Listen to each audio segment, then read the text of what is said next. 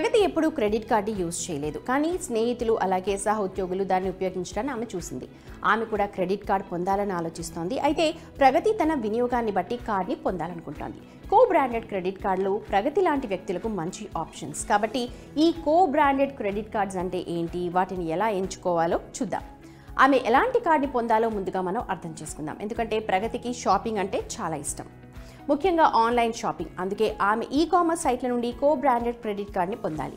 దానిలో ఆమె ఎక్కువ షాపింగ్ చేస్తుంది. మీ అవసరాలకు అనుగుణంగా క్రెడిట్ కార్డ్ని కూడా పొందాలనుకుంటే మీరు ఎక్కడ ఎక్కువ ఖర్చు చేస్తారో దానికి సంబంధించిన కో బ్రాండెడ్ కార్డ్ని తీసుకోవచ్చు. కో బ్రాండెడ్ క్రెడిట్ కార్డులు కార్డ్ కంపెనీలు వ్యాపారాల మధ్య భాగస్వామ్యంతో జారీ చేస్తారు. కార్డ్ కంపెనీలు ఈ-కామర్స్ ప్లాట్ఫామ్లు, ట్రావెల్ సైట్లు, ఇంధన కంపెనీలు, hotels, online food delivery apps మొదలైన వాటి భాగస్వామ్యంతో ఇటువంటి కార్డ్స్ని ఇష్యూ చేస్తారు.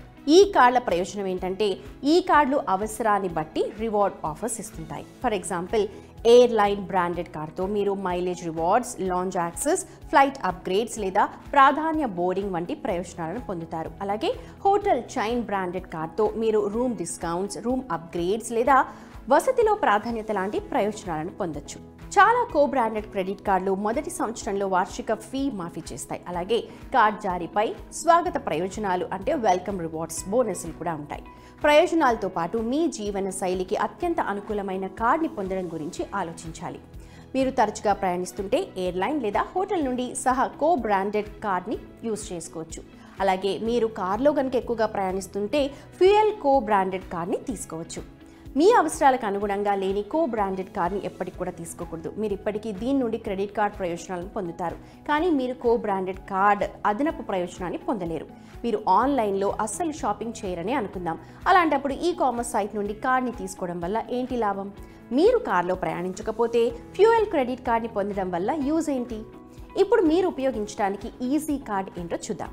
మీరు భారత్ పెట్రోలియం నుండి ఫ్యూయల్ క్రెడిట్ కార్డ్ని పొందారని అనుకుందాం, కానీ మీ దగ్గరలోని పెట్రోల్ పంప్ ఇండియన్ ఆయిల్కి చెందింది. అప్పుడు మీరు కార్డ్ ప్రయోజనాలని పొందలేరు. అలాగే మీరు ఫ్లిప్కార్ట్ నుండి ఎక్కువగా షాపింగ్ చేసి అమెజాన్ పే నుండి కార్డ్ని పొందినట్లయితే అప్పుడు మీరు కార్డ్ నుండి ఎలాంటి ఫెసిలిటీస్ అలాగే యూస్ఫుల్నెస్ ఉండదు.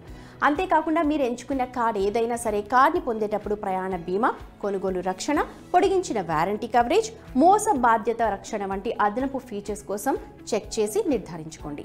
ఈ ఎక్స్ట్రా ఫీచర్స్ గణనీయంగా పెరుగుతాయి. కార్డ్ విలువ, అర్థం, సహా బ్రాండెడ్ అంటే కో బ్రాండెడ్ కార్డుల ప్రయోజనాలతో పాటు మీరు ఎక్స్ట్రా ప్రయోజనాన్ని కూడా పొందడానికి వీలవుతుంది.